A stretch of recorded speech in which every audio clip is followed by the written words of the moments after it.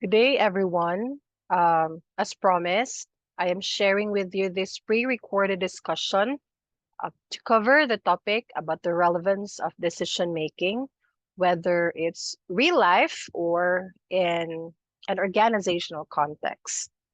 But before we proceed with our discussions, allow me to share a short video about why it can sometimes be difficult to make decisions.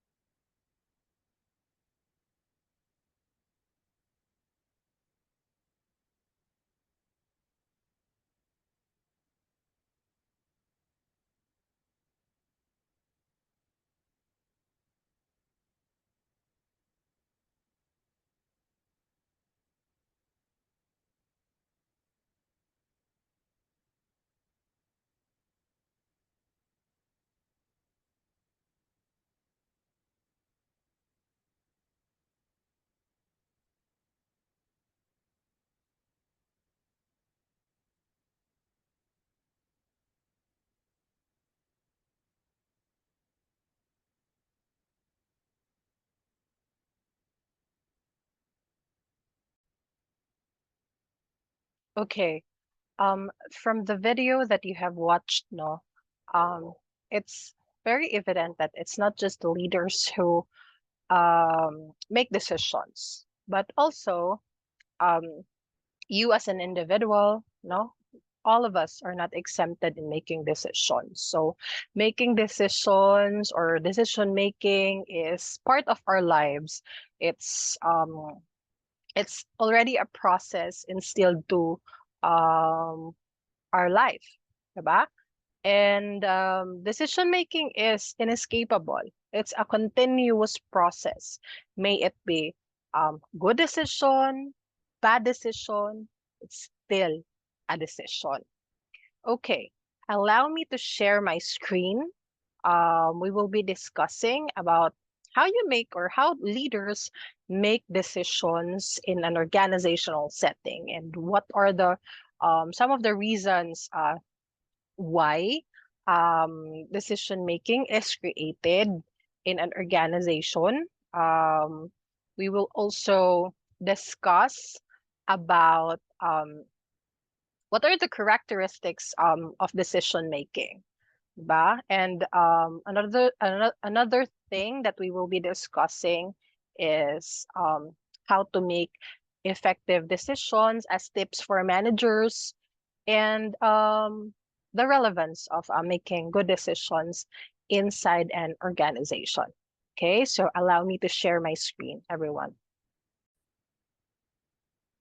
Okay, so today we will be discussing about making decisions in an organizational setting. So this is just an additional input since I already forwarded a material in advance where I hope that you have read it and also learn from the reference that I have gave you or I have given you. So today we will make a discussion about why making decisions is very important. No, so as I've mentioned earlier, decision making is one of the central processes for any team. So it's not just with the team members, no, but also the managers and leaders of the organization. But you may ask, no, why is that?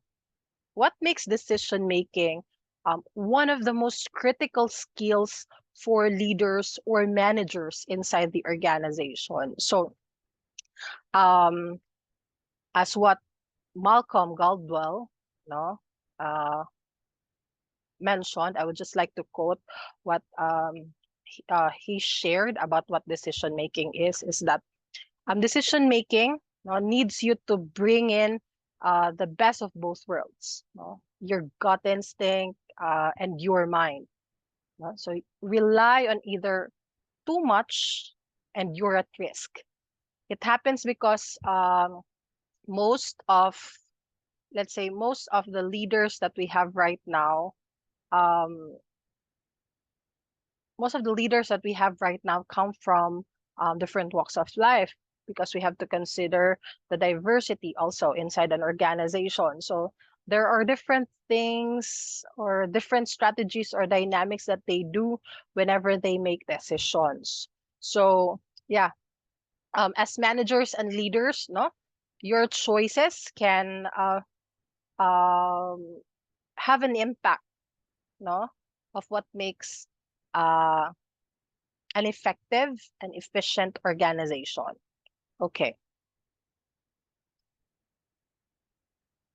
So yeah, I'm sharing this quote from Myri McFarlane. So we ponder on this, no? Do nothing and nothing happens. Life is about decisions. You either make them or they're made for you, but you can't avoid them. No, it's inescapable, as what I've mentioned earlier. We always make decisions, whether it's a yes or no, whether it involves a long answer or a long explanation. It's still part of the decision, whether it's good or bad. Next, so these are the topics that we will be covering, no? So what we'll discuss, we will be discussing about why decision making is important for the managers or for leaders inside the organization. 11 reasons why decision making is important in management.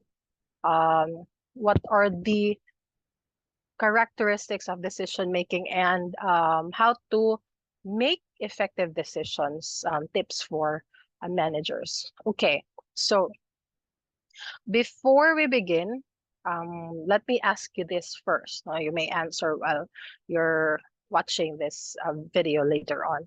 So before we begin, ask yourselves why decision making is important for managers. And I guess this is already it's no longer new, no? It's no longer it's part of the known fact that managers needs to make or provide good decisions to make sure that they would be able to sustain the success of the organization, no? So that's why decision making is very important, because managerial decisions, it impacts strategies. It also impacts team performance and the members or the careers of your team members. No, it's just some of the most common things na maapektuhan when a manager makes decision in an organization. So if a manager makes a sound decision, managers can drive their teams forward and ensure that they are well positioned to succeed in a constantly changing environment. So our environment, the organizational environment that we have is constantly changing. So as what I've mentioned, you have to really adapt to the different demands of the society, the community, or your environment to make sure that you would be able to sustain your organization. Okay. So managerial decisions, as what I've mentioned, it impacts strategies, no? Team performance of a specific unit inside the organization, resource allocation, goal setting, and team members' career. So that's just to name a few things. Very essential very essential nga maayo mo make og decisions ang isa ka manager or isa ka leader in an organization. Okay. So here, the next slide, well, we will explore some of these aspects, some of the aspects why decision making is important in management. So I have listed here 11 reasons why decision making is important in management. Okay. The first one is allocating the resources, right? So I've been mentioning, sorry, I've been mentioning during our lectures, no, that katubitang 5 M's. What are the 5 M's gani that makes a management or an organization successful? So when you have these 5 M's, it means that it's possible for you to put up an organization. Diba? So these 5 M's are our manpower, no? First one is our manpower.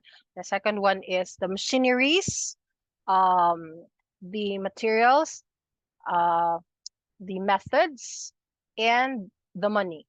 So if you are able to allocate the resources as a manager properly, no, dako kayo ni siyang tabang for your organization, because resource allocation is one of the most crucial areas that a manager oversees, no? Lisod kayo siya i-balance, because you have to make sure nga these resources are allocated effectively and efficiently and walay maput to waste, because every organization or in management, you do not want to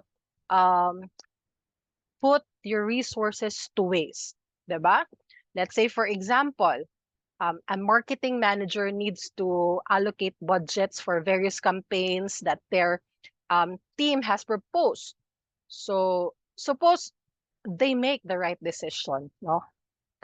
Suppose that the manager made the right decision and give adequate funding, no? Naghatag siya og saktong nga money to na projects para maka-come up og output. So um, that is likely to succeed.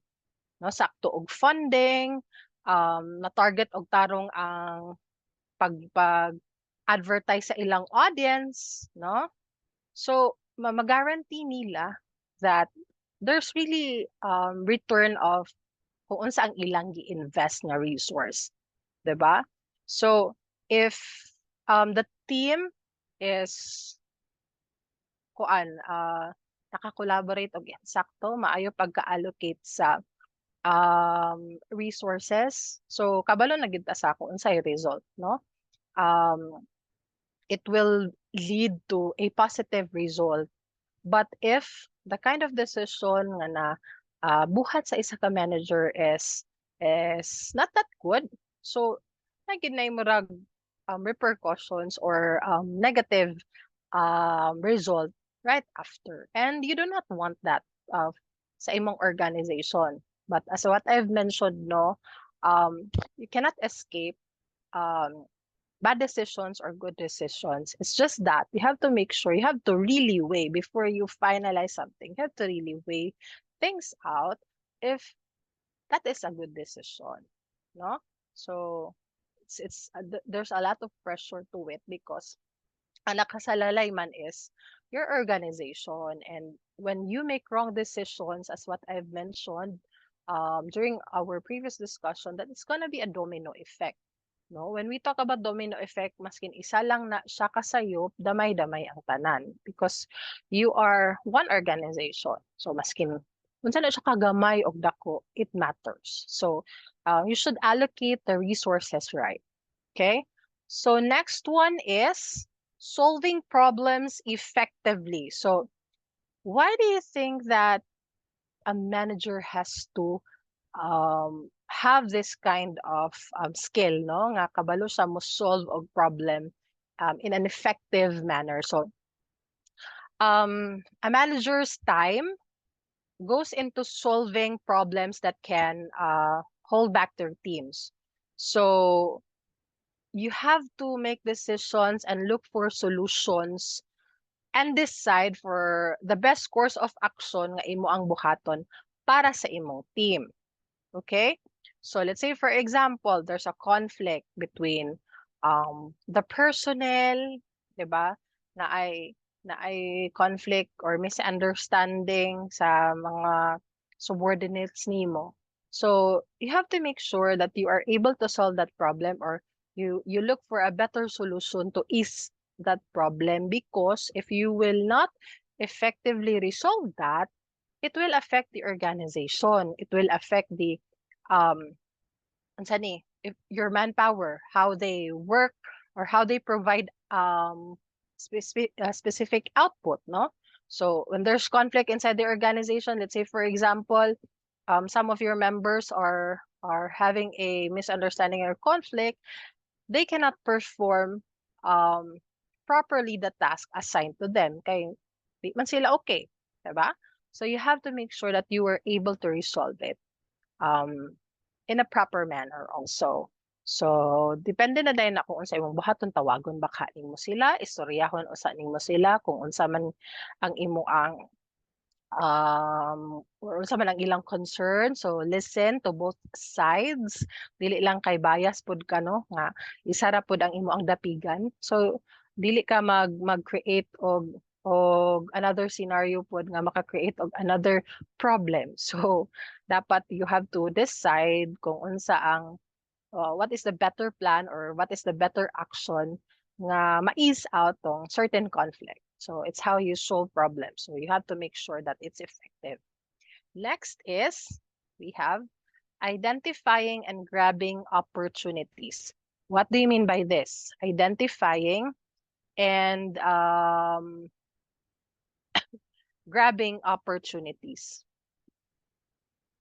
So as the face of teams, no, manager must know when to spot and grab opportunity.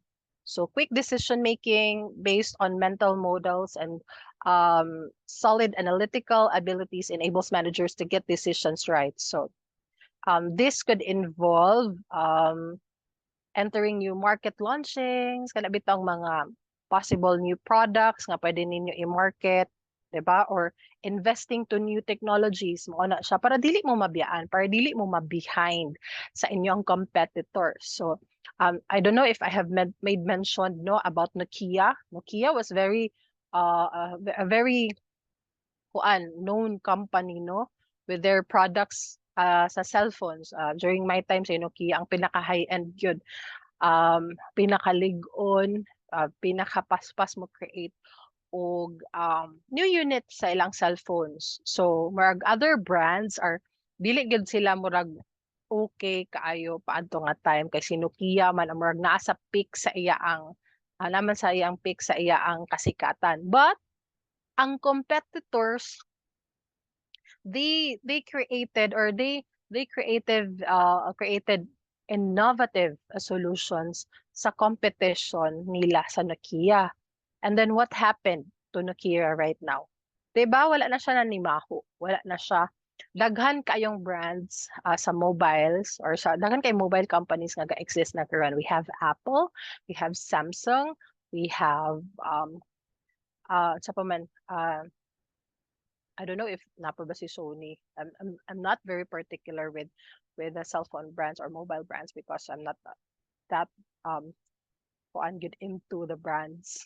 No, basta kay nalay cellphone. Okay, so you have to make sure that you identify the different demands po sa imo ang customers or sa imo ang clients kung unsa ang ila ang ganahan, no? You take advantage of the different opportunities, no?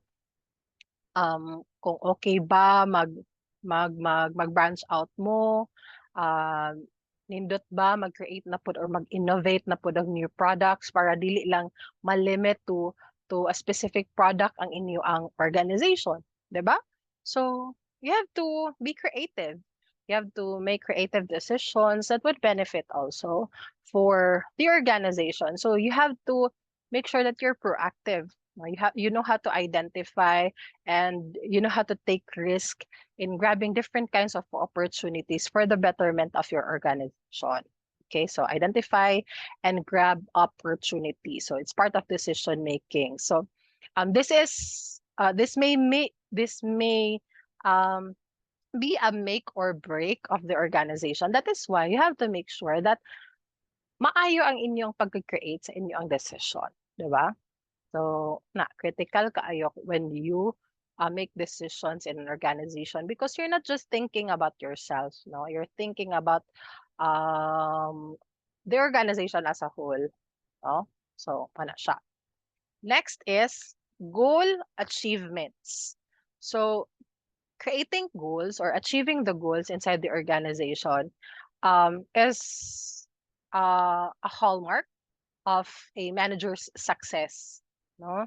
So um when when you're able to achieve the goals that you have set inside the organization, it's it's somewhat gauging that the strategies nga ang inyo ang gibuhat for your organization, mga strategies, the different dynamics or the different hard work sa imong team nagbunga. Okay, so when you are able to achieve the goals that you have set with the collaborative efforts of your team, means that you made a good decision. Diba? But if you think that, or if you have seen that you were not able to achieve the goals that you have set, so magmakahuna-huna jud kag asa ba ko na sayop in terms of my decision making na aba sa um pag pag allocate na ko sa akong resources then baka ko na sayop or sa sa akong manpower, are they lacking, di ba sakto nga efforts ang ilang or services ang ilang nahatag, so makahuna-huna ka ba, and that's part of learning also and part of making good decisions when you realize no that murag dili kayo okay ang decision nga ako ang nabuhat kay wala man ako na-achieve ang goal nga among giset. So you make another strategic strategic decision nga okay, we have to make sure nga next time we would be able to reach the goal nga ato yung giset kay dili maayo nga sunod-sunod ta maka-create og wrong decisions because it's going to have an impact man sa inyo ang organization. Okay.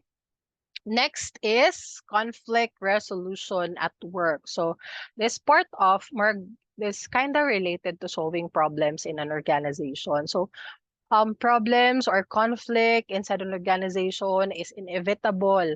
No, dili gyud na siya malikayan. You cannot escape it.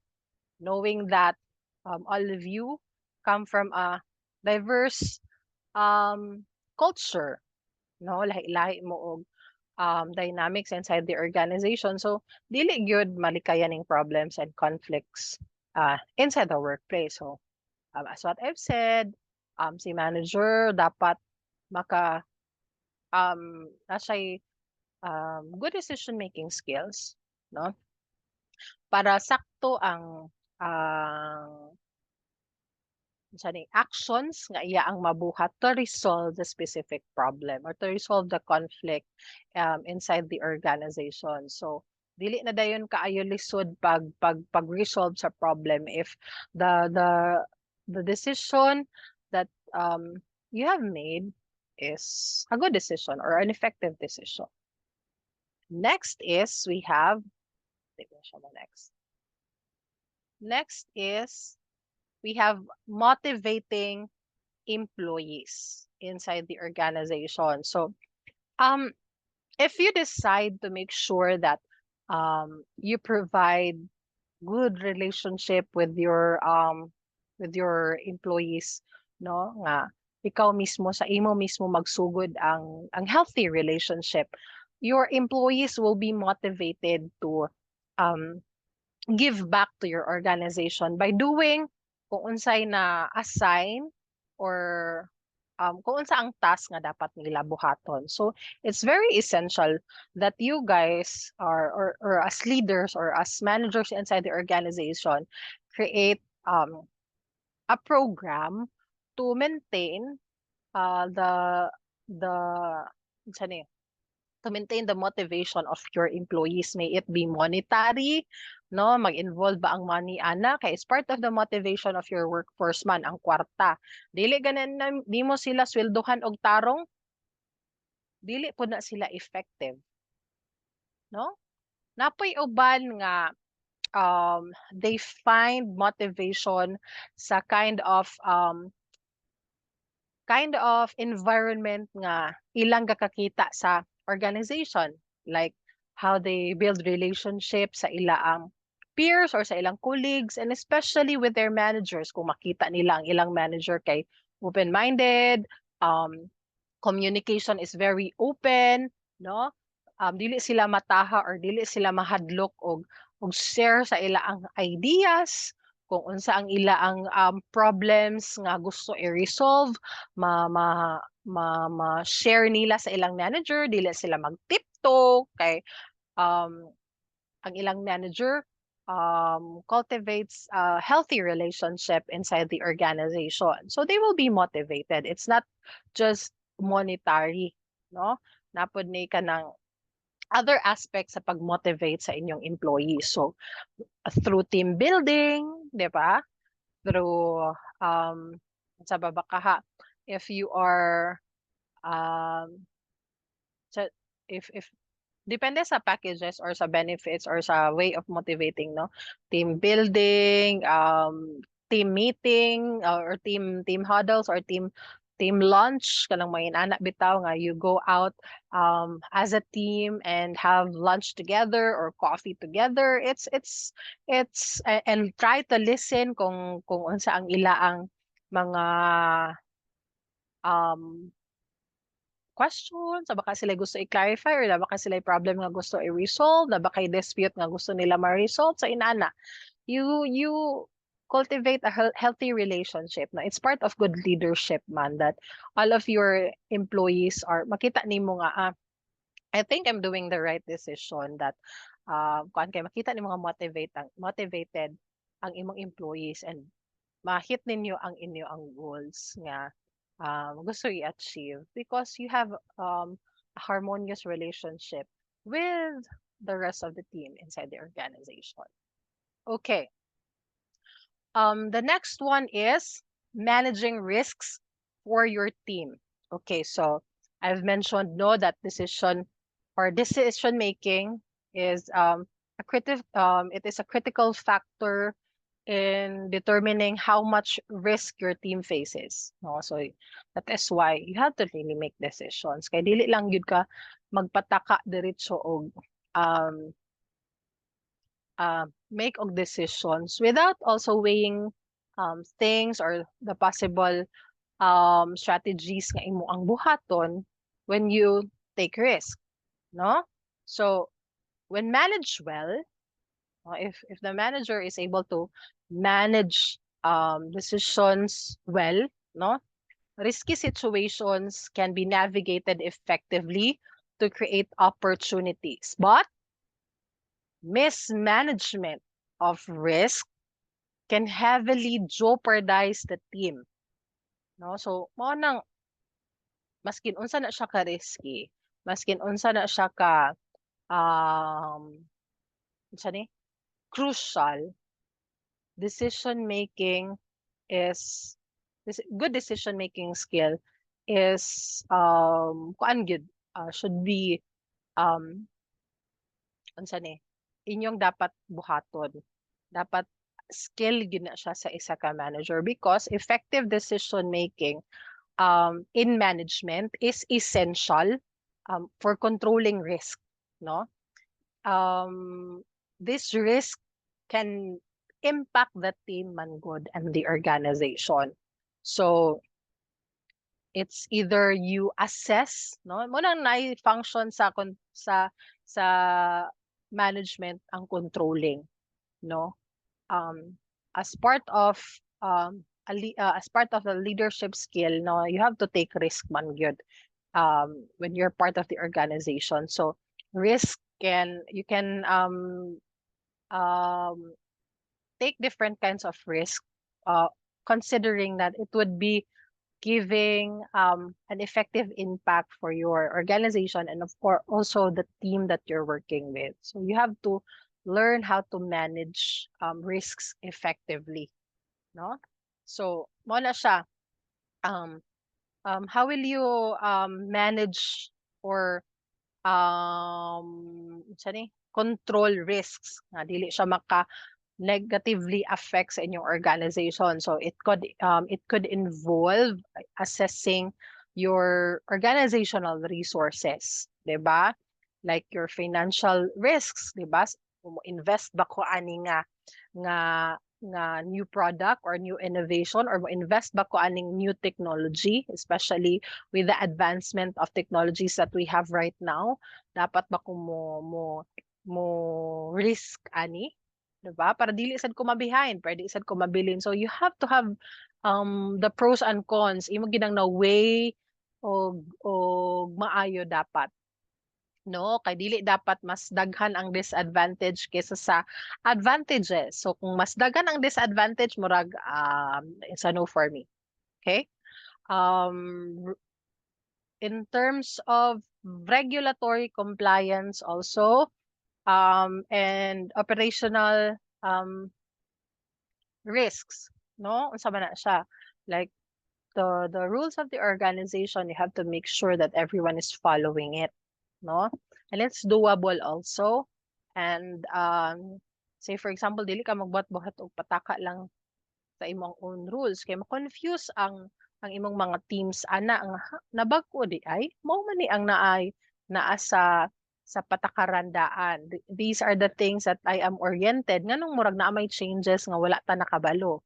So you have to make sure that unsa ni you have to make sure that there's communication, no?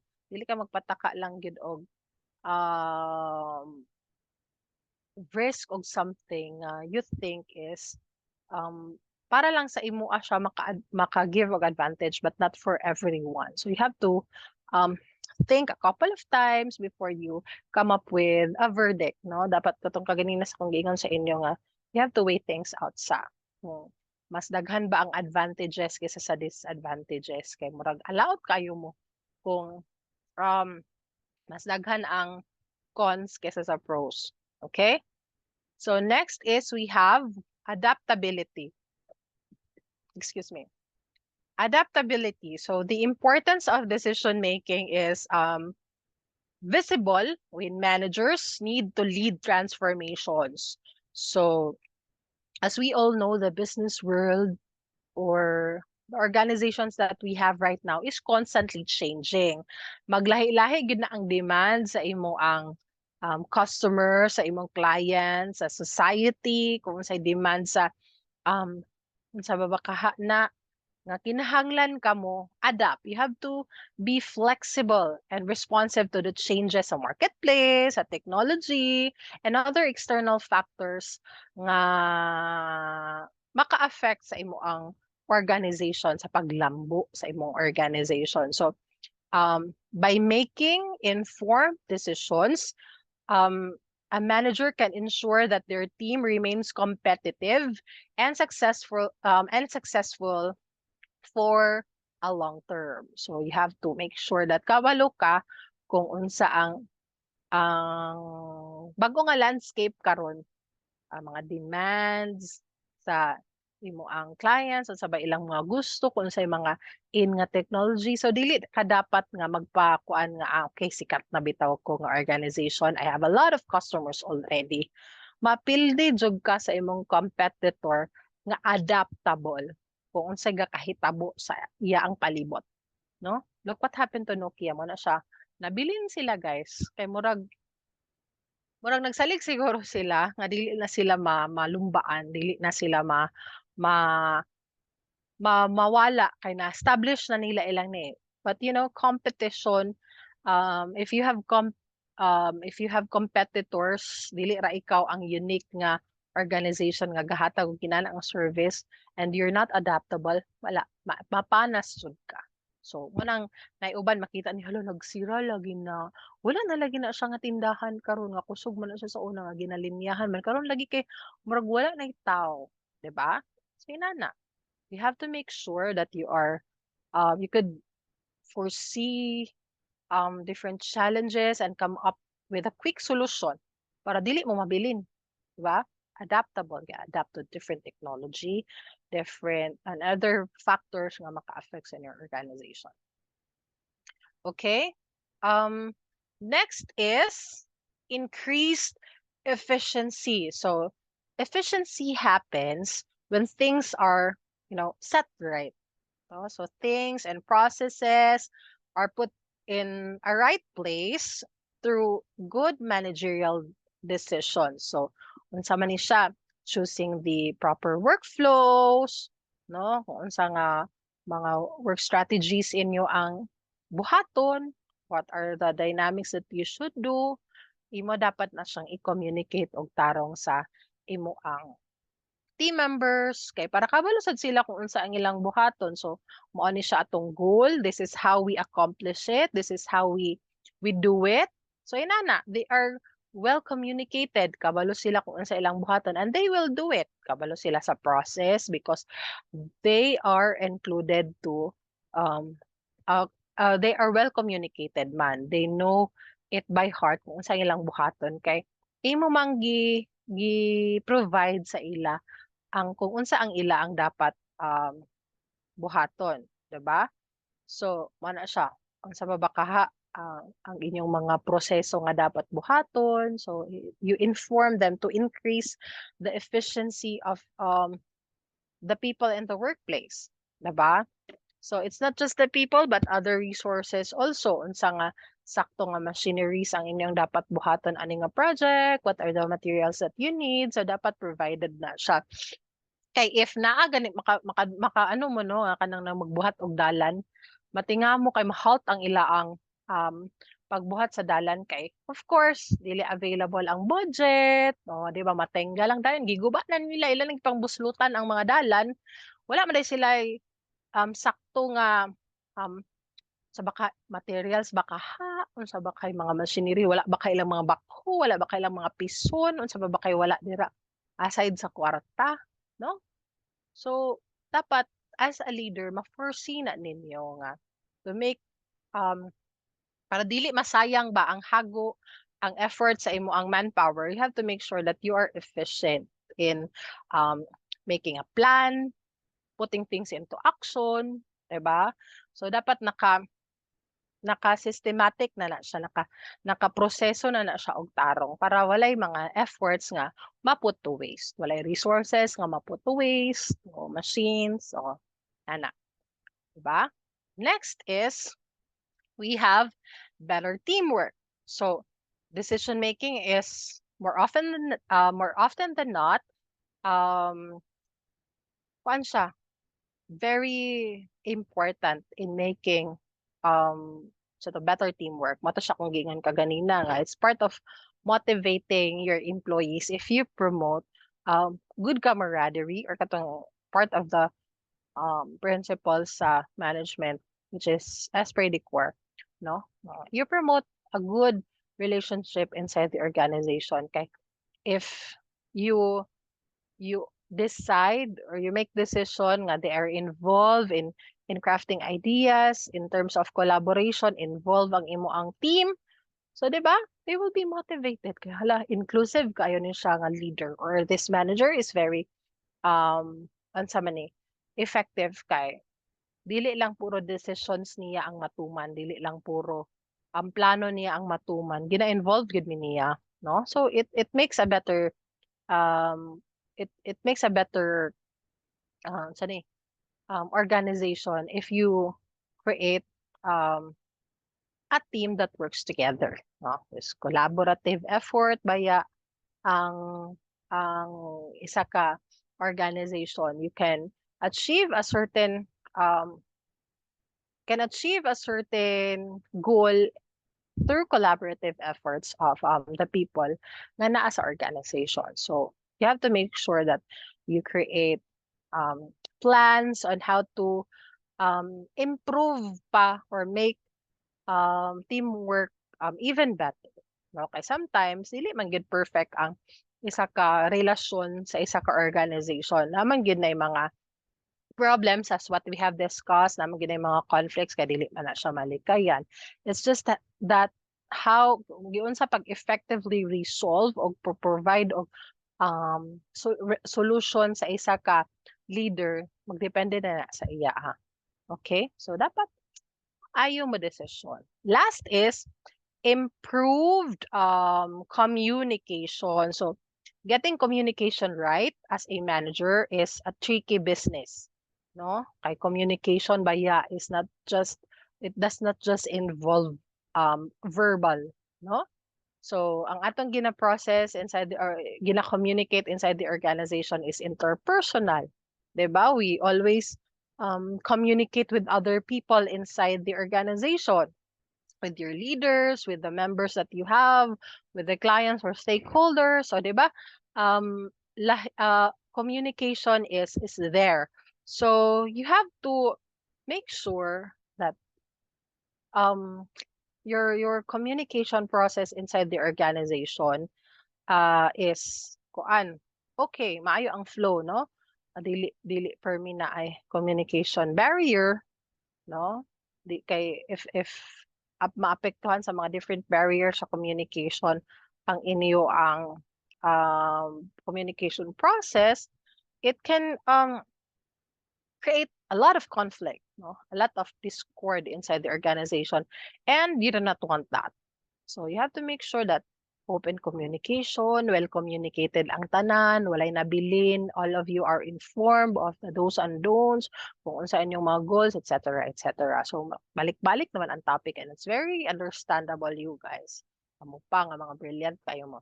So, wala siya. Those are the 11 reasons why decision making is very important in an organization or in management.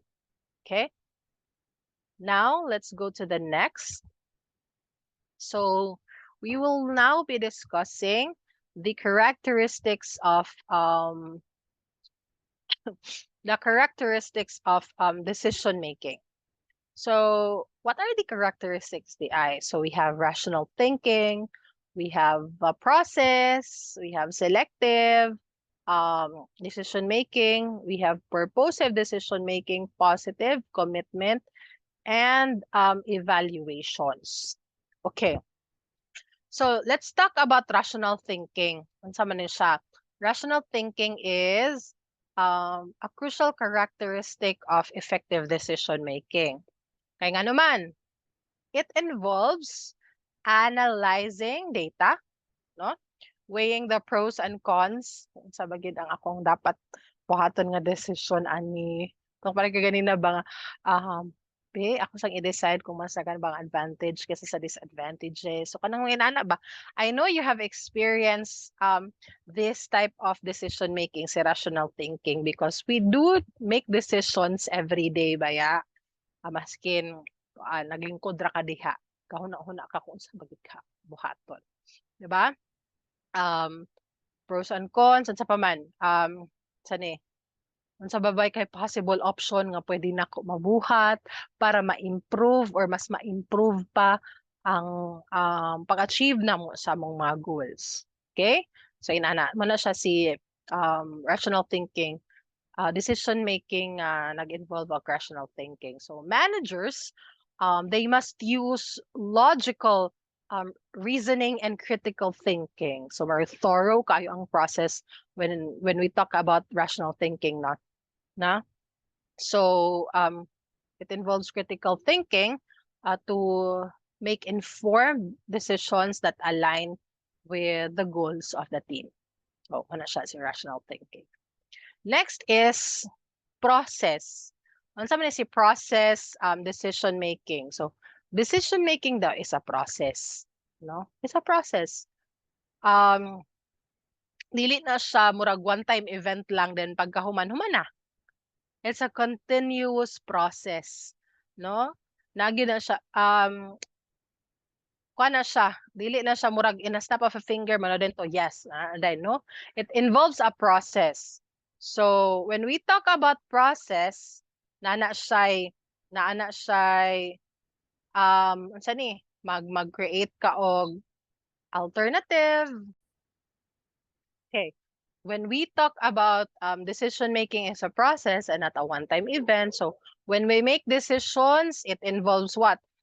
You gather information first, no?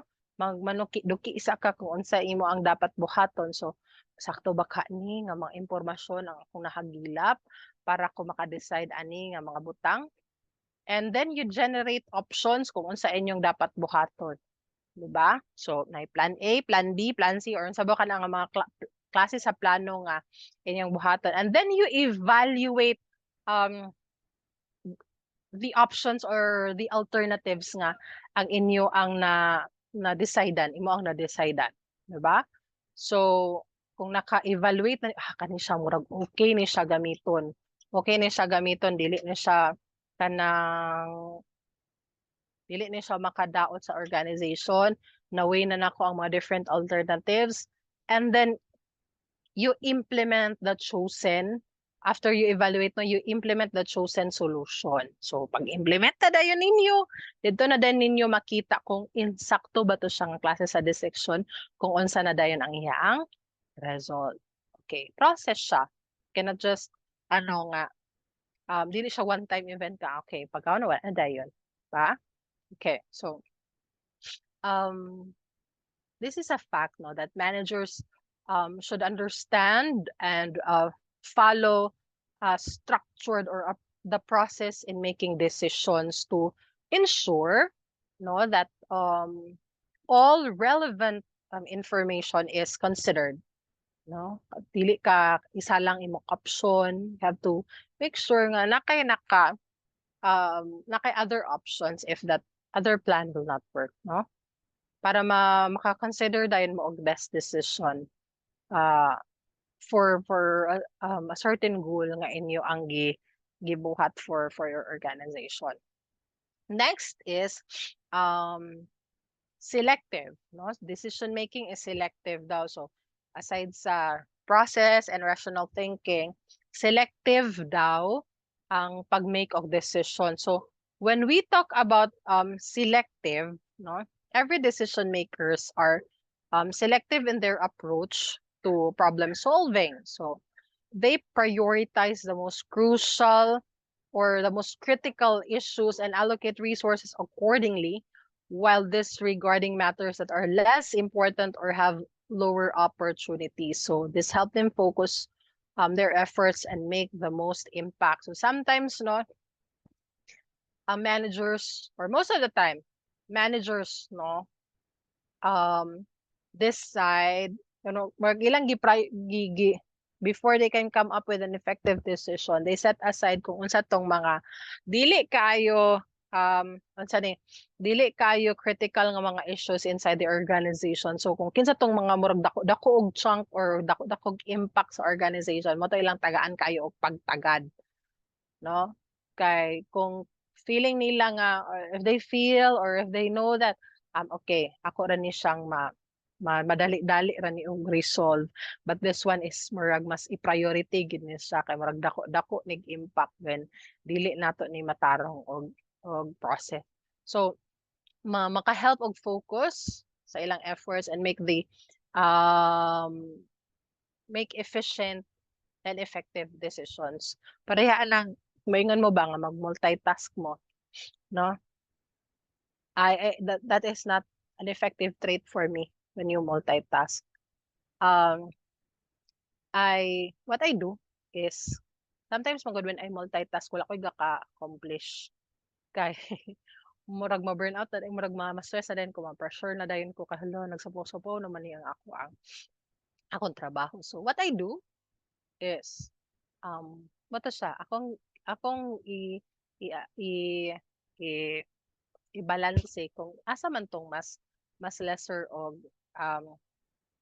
mas less priority kaysa sa katong pinaka-priority gyud. So unahon to nako ang sani mas tagaan ako pagtagad tong dagko og dagko og dagko nga mga task. Dayon kay para mas matuunan ako og pansin, and later on sa katong mga easier task nga dili kayo sa unsa ni dili kayo sa dako og impact or lesser kayo sa og impact in terms of fulfilling a certain task, o, di ba? Mabalikan na nako to if dili kayo sa nagtaas-taas pa ang deadline or what. Unahon to na kung